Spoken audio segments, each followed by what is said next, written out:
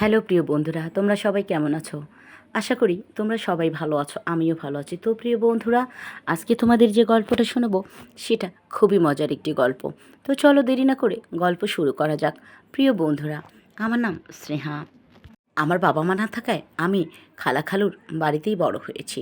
বন্ধুরা, আমার জন্মের পর রোড অ্যাক্সিডেন্টে আমার মা বাবা দুজনেই আমাকে ছেড়ে চলে যায়। তখন আমার বয়স ছিল 7.5 বৎসর। তারপর বৃদ্ধ দাদি ছিল, সেও চলে গেল। আমাকে দেখার মতো কেউ রইল না।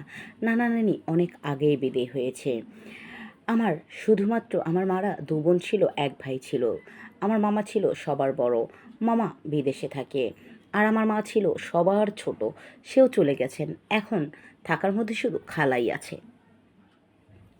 এখন খালাই আমার দেখভাল করেছেন, পালন পোষণ করেছেন। খালার বাড়িতে থেকেই আমি বড় হয়েছি। আমার খালু একজন সফল ব্যবসায়ী, সুদর্শন পুরুষ সে। কিন্তু আমাকে অনেক ভালোবাসতো, স্নেহ করতো। এমনকি আমার খালা, আমার মা যখন চলে যায় তখন তো আমি একাই ছিলাম। আমার খালার তখন মাত্র একটা বাচ্চা ছিল, ও হলো ছেলে।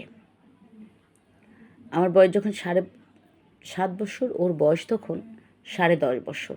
সে যাই হোক, আমি খালার বাড়িতেই বড় হয়েছি।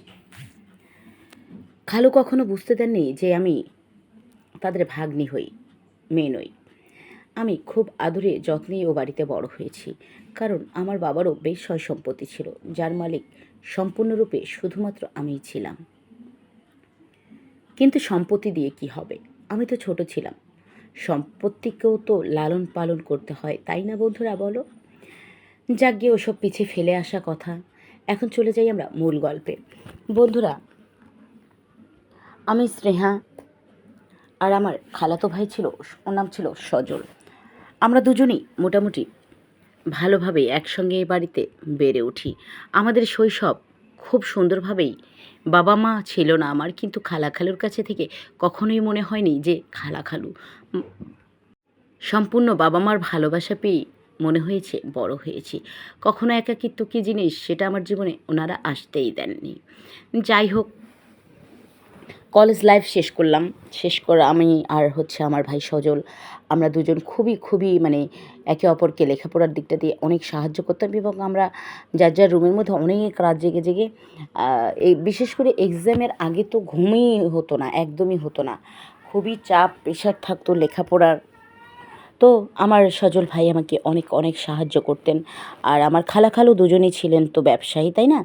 আমার খালামণি অফিসে বসতেন, আর খালু ব্যবসার বিভিন্ন কাজে কাজে বাইরে বাইরে যেতে হতো। যাই হোক, তারা বাহিরে যাক কিছু করুক, বাসায় চলে আসতো। খালু মাঝে মধ্যে দেখা যায় 3 দিন 4 দিনের জন্য বাইরে যেত, কিন্তু খালামণি কখনোই বাইরে থাকতেন না। বিশেষ কোনো দরকারে সে বাইরে যেত। যেমন আমাদের সজলের দাদা দাদি বেঁচে আছেন, ওনারা অসুস্থ হইলে হয়তো বা যেতে হতো। তারপরে খালামণির আরও ননদ আছে, সে যাই হোক বন্ধুরা। তো একদিন রাতে আমি খুবই পড়তেছি, ঘুম আসতেছে না, অনেক ক্লান্ত, অনেক টেনশনে আছি। সজল আসলো আমার কাছে, বলল, একটা জিনিস দেখবি? আমি বললাম, এত রাত্রে আবার তুই কী দেখাতে যাবি? বললো, আরে আয় না, দেখবি। আমি বললাম, ঠিক আছে চল। তো আমি সজলের সঙ্গে গেলাম। যাওয়ার পরে সোজা খালা খালুর জানালার সামনে আমাকে নিয়ে যেয়ে দেখালো। তো এটা দেখার জন্য কিন্তু আমি মোটেও প্রস্তুত ছিলাম না। ও আমার মুখটা চেপে ধরে বলল, এই একদম চুপ স্নেহা, কথা বলিস না। আমি বললাম, ঠিক আছে, কথা বলবো না, ছাড়। তারপরে আমার মাথাটা নিয়ে যেয়ে জানালার সাথে লাগিয়ে দিল। ওমা, জানালার মধ্যে যেটা দেখলাম তা দেখে তো বড়ই অস্থির। কিছুক্ষণ আগে দেখছিলাম খালু খুব চেঁচামেচি করছিল। তো খালামণি কিন্তু ঘরে নিয়েই গেল। নিয়ে যাওয়ার সঙ্গে সঙ্গে যে কীভাবে চুপ হয়ে গেল বুঝতেই পারলাম না। মূলত আমাকে সেটা দেখার জন্যই নিয়ে গেল। যাই হোক, আমি দেখতে লাগলাম। ওমা, নিজের হাতে তুলে তুলে খাওয়াচ্ছে, খালুকে এত সুন্দর করে খাওয়াচ্ছে। বন্ধুরা, তোমরা দেখলে আর কি বলতা। দেখে না আমারও না খুব মন চাচ্ছে খেতে, মনে হয় ক্ষুধা ধরে গেল, জানো তো। কিন্তু আমি খাবো কী করে বলো? যাই হোক, দেখতেই লাগলাম। ওমা, দেখলাম কি খাওয়া দাওয়ার পর্ব শেষ করে ওনারা খুব সুন্দর করে কাজে ব্যস্ত হয়ে পড়লেন। এত সুন্দর করে কাজ করে দিচ্ছিলেন খালাকে। খালা বলছে যে, তুমি তো ঘেমে যাচ্ছ কাজ করতে করতে, একটু আস্তে করলেই তো হয় বলো। কাজগুলো যদি একটু ধীরে সুস্থরে হয় তাতে এমন কি আসে যায়। খালু বলছে, আরে কাজে ধরে কি আর ওই আস্তে টাস্তে হয় নাকি বলো তো। কাজে ধরবো, একবারে ধুমধারাক্কা করবো, বাস শেষ হয়ে যাবে, আরাম করব। বলল, তাই ঠিক আছে, তোমার ইচ্ছে। তারা দুজন মিলেই বাড়ি পরিষ্কারের কাজ করছিল বন্ধুরা, বুঝেছো তো তোমরা। যাই হোক, তো খালু দেখলাম একবারে ওয়ালের গোড়া থেকে শুরু করে মাথা পর্যন্ত এত সযত্নে, জানো তো বন্ধুরা, পরিষ্কার করলো। ওমা, যেভাবে খাওয়া দাওয়াও হচ্ছে সেভাবে পরিষ্কারের কাজটাও চলছে। যাকগে, খুব ভালোই লাগলো দেখে। ওয়ালগুলো মেজে ডলে ডলে মতলে মতলে একদম চেটে পুটে পরিষ্কার করে নিল বন্ধুরা, বুঝেছো। তো যাই হোক, করার পরে উনি ওয়ালের উপরে যে সুন্দর সুন্দর শোপিস দুটো আছে সেই শোপিস দুটোকে খুব সযত্নে নিজের মতো করে যত্ন আদি করলেন, পোছাপাছি করলেন, ঘষা মাজা করলেন, ডলাডলি করলেন, মতামতি করে একবারে পরিচ্ছন্নর কাজ সম্পূর্ণ হয়ে গেল। হয়ে যাওয়ার পরে সে এখন সেই ছোট ফ্লোরটুকু তো মুছতে হবে বলো। তারপরে বাস মুছতে লাগলো। এটা দেখে না আমি দেখতেই থাকলাম। মা গো মা, 1.5 ঘন্টা হয়ে গেল দুজন মিলে কী সুন্দর করে বাড়ি পরিষ্কারের কাজগুলো করছে, আমি দেখে তো অবাক। কিন্তু চোখ কিছুতেই সরছে না, আমি মন দিয়েই দেখতে লেগেছি। দেখতে আছি। ওমা, যেই খালুর কাজ শেষ হয়ে গেল অমনি ভাইয়া এসে হাজির। এসে আমার মুখটা চেপে ধরে বললো, আয়, এখন সব শেষ। তো আমি চলে গেলাম ভাইয়ার সাথে। ও আবার ওর রুমের মধ্যে আমাকে নিয়ে গেল। বললো, কেমন দেখলি রে? বললাম, খুব ভালো দেখেছি জানিস, আমার না ভালোই লাগলো। আমাকে সজল বললো, ভালো লাগার মতোই জিনিস। আমি সজলকে বললাম, আচ্ছা তুই আমাকে একটা কথা বলতো, তুই ঠিক শেষ সময়ে চলে আসলি আমাকে নেওয়ার জন্য, তুই কিভাবে জানতি যে এখনই সব কাজ কমপ্লিট হয়ে যাবে? বললো, আমি জানি। তোর কেমন লেগেছে মন থেকে বল। বললাম, খুবই দারুণ লেগেছে। সজল আমায় বলল, কিছু শিখতে পেরেছিস? আমি বললাম, একটু। কেন, তুই শিখেছিস? বলল, হ্যাঁ, আমি তো শিখেছি। আমি সজলকে বললাম, আবার কবে দেখতে পারবো রে? সজল আমায় বলল, আমি তোকে নিয়ে দেখাবো, কবে সময় হলে বলবো, যা এখন শুয়ে পড়। কিন্তু সজলকে আমি কিছুতেই বোঝাতে পারছিলাম না যে আমার শুতে ইচ্ছে করছে না। আমি সজলের সঙ্গে ইচ্ছে করে কথা বলছিলাম। সজলকে বললাম, আচ্ছা সজল, তুই আমায় একটা কথা বলতো, তুই কতদিন ধরে এসব দেখছিলি রে? মানে এই কাজগুলো তুই কতদিন হলো শিখছিস? সজল আমায় বলল, বহুত, আজকে 7 বছর। আমি বললাম, আমাকে যে বলিসনি, আমি তো 7 বছরে অনেকটা শিখে নিতে পারতাম বল। সজল আমাকে বলল, তুই তো ছোট ছিলি, এই জন্য তোকে বলা হয়নি, ছাড়ো সব কথা, যা শুয়ে পড়। আমি সজলকে বললাম, শুবই তো, কিন্তু দেখ আমি কিন্তু ছোট নেই। সজল আমার উত্তরে বলল, হ্যাঁ, এখন তুই বড় হয়ে গেছিস, এই জন্যই আজকে তোকে দেখালাম, এই জন্যই এত বছর তোকে আমি এই কাজগুলো শেখাইনি। যাই হোক শোন, কাজগুলো কিন্তু তোকে খুব ভালো করে শিখতে হবে, ঠিক আছে? সামনে তোর এক্সাম আছে, আমি কিন্তু তোর পরীক্ষা নেব, ঠিক আছে? আমি বললাম, আচ্ছা ঠিক আছে। তো শেখার জন্য তো আরও একটু দেখা দরকার, তো কবে দেখবো? আবারও উত্তরে একই কথা বলল, এই দেখবি, সময় হলে আমি তোকে দেখাবো, যা। তারপরে ঘরে গেলাম। যাওয়ার পর কিসের লেখাপড়া করব। বইয়ের পাতা খুলেছি, ওমা, বইয়ের পাতার মধ্যে সেই দৃশ্য তো একদম ভেসে উঠছে। আর নিজের মধ্যে খুবই অজানা একটি ইচ্ছে কেমন যেন জেগে জেগে উঠছে। এখন মনে হচ্ছে যদি কিছু করতে পারতাম। যাই হোক বন্ধুরা, তো একটা সময় বই নিয়ে উল্টো করতে খাটের এদিক ওদিক এপিসটা ওপিসটা এই করতে রাতটা মোটামুটি কেটেই গেল। যাওয়ার পর সকালে স্কুলে চলে গেলাম। তো আসার পর ভালো লাগছে না, মাথাটা খুব ব্যথা করছে। তো ঘরে চলে যেয়ে দরজাটা লাগিয়ে দিলাম, দেওয়ার পর মোবাইলে বসে বসে মুভি দেখছিলাম। তো একটা হঠাৎ করে অ্যাড চলে আসলো সামনে। অ্যাড চলে আসে, আমি অ্যাডের মধ্যে ঢুকে যা দেখলাম তা দেখে আর কি বলবো তোমাদের বন্ধুরা।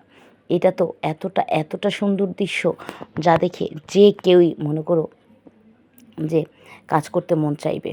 তারপরে আমি দেখতে আর নিজেকে নিজের আয়ত্তে রাখতেই পারলাম না। তারপর খুব সুন্দর করে নিজের বাঁচা কাজ করতে লাগলাম। তো এতে করে ফার্স্ট টাইম ছিল বাঁচা কাজ করা আমার, তো আমার বেশ ভালোই লাগলো। তো আসলে এর তীব্রতা যে অনেক আরও বেশি হতে পারে সেটা আমি বুঝে উঠতে পারিনি। তোমরা নিশ্চয় বুঝতে পেরেছো। যাই হোক, আমি তো নিজের বাঁচা কাজটা করার পরে আমার মোটামুটি একটু হালকা লাগছিল, ভালো লাগছিল, সাথে একটু ক্লান্তও লাগছিল। যাই হোক, আমি ফ্রেশ ট্রেশ হয়ে আসলাম। আসার পরে খাওয়া দাওয়া করলাম। খালামণি আমাকে বলল, তোর গালটা দেখি শুকনো শুকনো লাগছে। এক মগ ভরে দুধ দিয়ে দিল। আমি সেটা গহক ঘক করে খেয়ে নিলাম। তো যাক, সেদিন ঘটনা শেষ। এভাবেই সজল রাত্রে আবার আমাকে ফিরে, লেখাপড়া কেমন চলছে? আমি বললাম, কেমন আর চলবে, ভালোই চলছে। বললো ঠিক আছে, ভালো করে পড়। পড়ে ওর রুমে চলে গেল। আমি আমার রুমে বসে বসে বই পড়ছিলাম। তো হুট করে উঠে আমি, তখন রাত প্রায় 1:30 বাজে, আমি সজলের কাছে গিয়েছি। আমি একটা কোশ্চেন কিছুতেই বুঝতে পারছিলাম না, ওকে জিজ্ঞাসা করবো এভাবে গিয়েছি। তো যেয়ে দেখলাম, ওমা, সজলের দরজাটা একদম লাগানো, কিন্তু ওটা ধরে খুলতেই খুলে গেল। তো আমি আস্তে করেই ঢুকেছি, ভাবলাম ও ঘুমিয়েছে কি না, কিন্তু না, ও ঘুমায়নি। ও তো রুমে বসে খুব সুন্দর করে ওই সব মুভি দেখছে। দেখে দেখে বাস খুব সুন্দর করে ওর বাচ্চা কাজ করতে লেগেছে। তো বাচ্চা তো অনেক সুন্দর, বাচ্চাকে দেখে আমিও মুগ্ধ হয়ে গেছি। তো যাক, বাচ্চাকে শান্ত করছে। তো পরিষ্কার পরিচ্ছন্নের কাজ করতে যে এমন ঘেমে গেছে ও, কি বলবো। তো আমি ওর সামনে আর গেলাম না, যে আমি দাঁড়িয়ে দাঁড়িয়ে অনেকটা সময়, প্রায় 3-0 মিনিট ধরে দাঁড়িয়ে আছি। ও খুবই খাটাখাটনি করে ওর কাজগুলো করছে। যাই হোক বন্ধুরা, করতেছে করতেছে করতেছে, আমি দাঁড়াইয়াই রয়েছি, কোশ্চেন সলভ করবো বিধায়, কিন্তু ওর কাজই শেষ হচ্ছে না। এক পর্যায়ে আমি দরজা থেকে পাটাকে বের করে নিয়ে ওয়ালের সঙ্গে হেলান দিয়ে আছি। তারপর বেশ কিছু সময় গেল, যাওয়ার পর ও বের হয়ে আসলো রুম থেকে। যখন ও রুম থেকে বের হয়ে এলো, তখন দেখলাম ওর হাতে ময়দা দিয়ে একদম মাখায়া রয়েছে। আমি বললাম, যা, অনেক কাজ করেছিস, আগে ফ্রেশ হয়ে আয়। ও আমাকে বলল, সজল আমায় বলল, আচ্ছা স্নেহা, তুই এখানে কখন এসেছিস রে? আমি বললাম, সে অনেক সময় হয়ে গেছে, প্রায় আধ ঘন্টার উপরে। তুই কাজ করছিস, এজন্য আমি আর তোকে বিরক্ত করিনি। কিন্তু দেখ, একে একে কেন করছিস কাজ বলতো? আমাকে বললেই তো আমি তোকে সঙ্গে সাহায্য করে দিতাম, তাই না? বললো, আচ্ছা ঠিক আছে, তুই দাঁড়া, আমি একটু ফ্রেশ হয়েছি। আমি বললাম, ঠিক আছে, দাঁড়াই। তারপরেও ফ্রেশ হয়ে আসলো।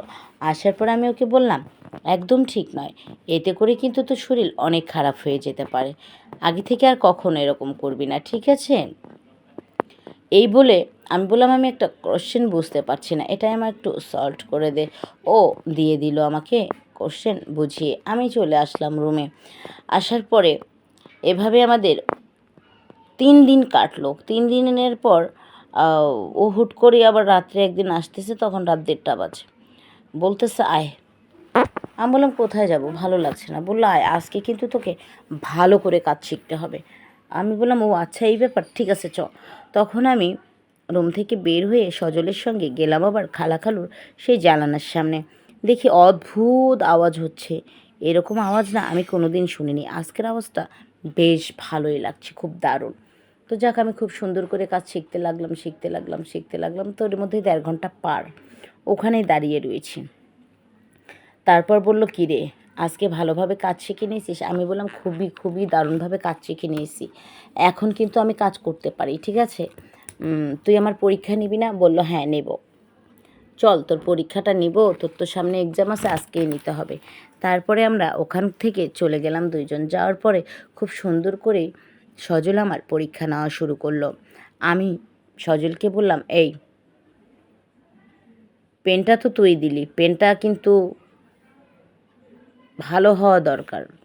ও বলল, মা, ভালো না মন্দ সে তো তুই যখন আমি লিখবো তখন বুঝতে পারবি। মা গো মা, এত সুন্দর করে ও যে কাজ করতে লাগলো বন্ধুরা, কী আর বলবো তোমাদের। খুব সুন্দর করে কাজ করতে করতে বড্ড ক্লান্ত হয়ে পড়লো, ঘেমে গেল। তারপরেও আমাকে বলল, হ্যাঁ রে, একটু এনার্জি দরকার, একটু দুধ খেতে হবে, দুধকে আসে জাল দেওয়া। আমি বললাম, তুই দাঁড়া, আমি আনছি। আমি যে 1 মগ দুধ এনে ওকে দিলাম। দেওয়ার পরও বলল, বাহ, এইবার ঠিক আছে। তারপরে বলল, দুধের সঙ্গে একটু পিঠে হলেও ভালো হতো, দুধ তো খেলামই। তারপরও খুব সুন্দর করে আমায় বললেন, ভাবা পিঠে খাওয়া আমায়। আমিও খুবই সুন্দর করে ওকে ভাবা পিঠা দিয়ে দিলাম। ও খেতে লাগলো ওর মতো করে। কিশমিশ যে মজা করে খাচ্ছিল কি আর বলবো তোমাদের। তারপরে চিতুয়া পিঠা খাওয়া শুরু করলো। পিঠা, ভাপা পিঠা নিজের ইচ্ছে মতো পেটটা পুড়ে খেলো। তারপর আমিও খুব মজা করে করে সেই উলো পিঠা খেলাম। উলো পিঠে, তারপরে সেদ্ধ গোল গোল পিঠে অনেক মজা করে করে খেলাম। আমরা প্রায় একটু একটু করে অনেক স্বাদ নিয়ে নিয়ে খেতে খেতে প্রায় 2-2.5 ঘন্টা লাগিয়ে ফেলেছিলাম বন্ধুরা। তারপরে ফাইনালি আমরা খুব সুন্দর করে করে একে অপরকে অনেক কাছে আসি। আসার পর একটা সময় চলে আসে যে আমরা আর নিজেদের কন্ট্রোল করতে পারলাম না। তখন বললাম চল মাঠে চলে যাই, এখন আমরা একটু ব্যাট বোর্ডিং খেলি। তারপরে আমরা খুবই সুন্দর করে দুজন মিলেই খেলা শুরু করলাম। আমাদের অনেক টাইম হয়ে গেল খেলতে খেলতে, তো প্রায় ভোরই হয়ে আসলো। তারপর আমরা মাঠ থেকে উঠলাম। ওঠার পর খুব দারুণভাবেই আমরা ফ্রেশ হয়ে একটা ঘুম দিলাম, কারণ আমাদের তো লেখাপড়াও আছে। তো এইভাবেই চলতে থাকে প্রায় আরও 4টা বছর। এভাবে আমরা খুব সুন্দর করে একে অপরকে অনেক অনেক সাহায্য করতাম বন্ধুরা। ও উপরে বসে বসে যা কাজকাম করার করতো, আমি নিচে থেকে ওকে অনেক সাহায্য করতাম। এভাবেই আমরা দুজন মিলে আমাদের কাজগুলো প্রতিদিন তুলে নিতাম। ও সাহায্য করতো, আমিও করতাম। তো অনেক মজা করে করে আমরা বাস রাত হয়ে গেলেই ফাঁকা মাঠে দুজন মিলে গোল খেলতে নেমে যেতাম। আর আমরা খুবই খুবই ভালো প্লেয়ার ছিলাম বল খেলার জন্য। নিশ্চয়ই তোমরা বুঝতে পেরেছো। ও ভালো ব্যাটিং করতে পারতো বন্ধুরা, এত সুন্দর ব্যাটিং করে ও, কী আর বলবো। আসলে মনে হয় কি ওর ব্যাটটা খুব সুন্দর করে অর্ডার দিয়ে আলাদাভাবে বানানো। যাই হোক, এভাবেই চলতে থাকে। তারপর যখন 4টা বছর কেটে যায়, তো আমার বিয়ের কথা বলে, সজলেরও বিয়ের কথা বলে। কিন্তু আমাদের মধ্যে যে একটা সুসম্পর্ক গড়ে উঠেছে, সেই বিষয়টা হয়তো বা খালামণি একটু বুঝতে পেরেছিল। তারপরে খালুকে বলল যে আমার মেয়ে আমার ছেলে, আমি চাই না ওদেরকে বাহিরে কারো ঘরে তুলে দিতে, ওদেরকে আমি বিয়ে দিয়ে আমার কাছে রেখে দেবো। তারপরে সজল আর আমার বিয়ে ঠিক করেন। এমনকি আমাদের বিয়ে হয়ে তারপর থেকে সজল আর আমি খুবই খুবই ভালো আছি। তাছাড়া সজল আমায় প্রচণ্ড ভালোবাসে আর খুবই খুবই রেসপেক্ট করে। তো বন্ধুরা, গল্পটি এখানেই শেষ করলাম। রাত অনেক হয়েছে, দেখা হবে পরবর্তী কোনো গল্পের সঙ্গে। গল্প তোমাদের কাছে কেমন লাগলো সেটা সুন্দর একটি কমেন্ট করে জানিয়ে যেও। আর কেমন গল্প শুনতে চাও তার জন্য একটি সুন্দর কমেন্টস করো। আর একটা লাইক করে দিও, সাবস্ক্রাইব করে আমার পাশে থেকো। আজকে বিদায় নিচ্ছি, ভালো থেকো। দেখা হচ্ছে পরবর্তী নতুন গল্পের সাথে।